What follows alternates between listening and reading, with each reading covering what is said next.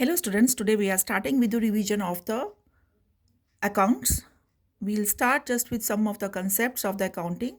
To start with, we now discuss the debit and credit rules of the accounts. Now we have two approaches of debiting and crediting the accounts. That is an American approach, which is called to be modern approach, and the British approach, which is called to be traditional approach. British approach divides the account in personal, nominal and real accounts, and whereas American approach divides the accounts on the basis of assets, liabilities, capital, revenues and losses, right?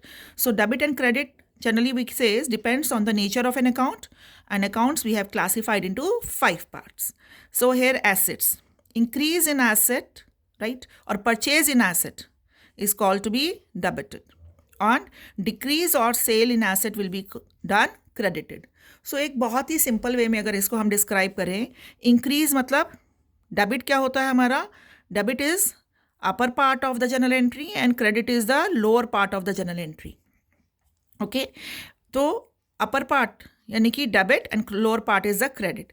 जब asset बढ़ता है तो क्या होता है, हर human being का, हर business का जब एसेट बढ़ता है, चाहे वो कैश हो, चाहे मशीनरी हो, प्लांट हो, फर्नीचर हो, लाइव स्टॉक हो, कोई व्हीकल हो, जब वो बढ़ता है तो उसकी पोजीशन अप हो जाती है, राइट.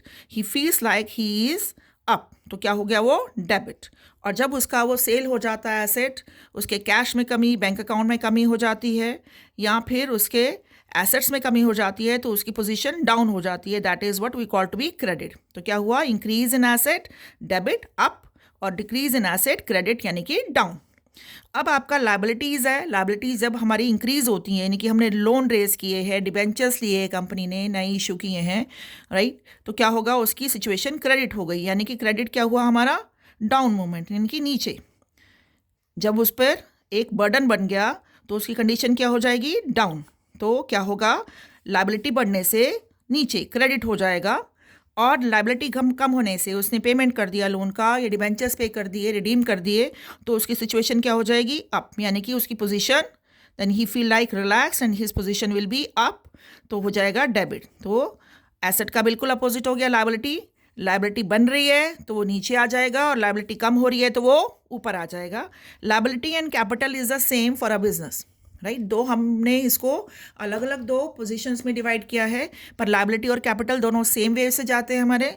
तो कैपिटल क्या होता है, कैपिटल भी बिजनेस के लिए एक लाइबिलिटी ही है, बट ये क्या है आपका, जो हम लाइबिलिटी डाल रहे हैं, हम कह रहे हैं ये बोरोड फंड्स हैं, और ये कैपिटल जो है हमारे ओन फंड्स हैं.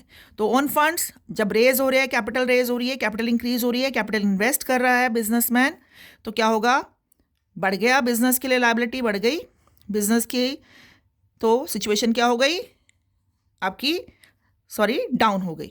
Okay, the situation will go down, यानी कि क्रेडिट हो जाएगा. कंपनी की लाइबिलिटी बढ़ी, राइट, बिजनेस की लाइबिलिटी बढ़ी, then position is down, credit. और जैसे ही उसने विड्रॉ करा कैपिटल, बिजनेस की पोजीशन क्या हो गई, अप, यानी कि डेबिट. तो कैपिटल बढ़ती है, इन्वेस्टमेंट बढ़ती है, कैपिटल इंट्रोड्यूस होती है, तो नीचे आता है क्रेडिट में, और कैपिटल कम होती है, विड्रॉ करता है या पेमेंट हो जाती है आपके पार्टनर को या बिजनेसमैन को, तो डेबिट यानी कि ऊपर आ जाता है बिजनेस, यानी कि बिजनेस की आपकी देनदारी कम हो गई, तो वो रिलैक्स्ड हो गया, ऊपर आ गया. तो हम इसको इस तरह से भी याद कर सकते हैं, अप एंड डाउन केस में. Now revenues, increase in income. Income क्या है, एक लाइबिलिटी है. Okay, increase in income business के लिए, this is we are doing from the business point of view. तो अगर इनकम इंक्रीज हो रही है तो लाइबिलिटी क्या हो रही है हमारी, इंक्रीज हो रही है बिजनेस की, तो क्या होगा, क्रेडिट होगा. ओके, लाइबिलिटी बढ़ेगी तो किस तरफ जाएंगे, नीचे. ठीक है, और जो एक्सपेंसेस हैं तो क्या हुआ, एसेट्स आपके जो है, लाइबिलिटी डिक्रीज हो रही है, एसेट इनकम के बढ़ने से लाइबिलिटी इंक्रीज होती है, और इनकम के एक्सपेंसेस के बढ़ने से लाइबिलिटी डिक्रीज होती है. लाइबिलिटी जब कम हुई, एक्सपेंसेस दिया आपने, इनकम एक्सपेंसेस बढ़ गए, तो बिजनेस की लाइबिलिटीज कम होने शुरू हो गई. सो क्या हो जाएगा, ये डेबिट हो जाएगा, right. Otherwise also, if you have learned the rules of British approach, then you know nominal accounts, all the expenses and losses are to be debited, and all the revenues, incomes and gains are to be credited, right? So here we have done the revision of assets and liabilities, income and expenses and capital. Okay, I hope you have understood this. Any of the confusion you people have, you can comment me in the comment box. Like, share and subscribe the video. Thank you.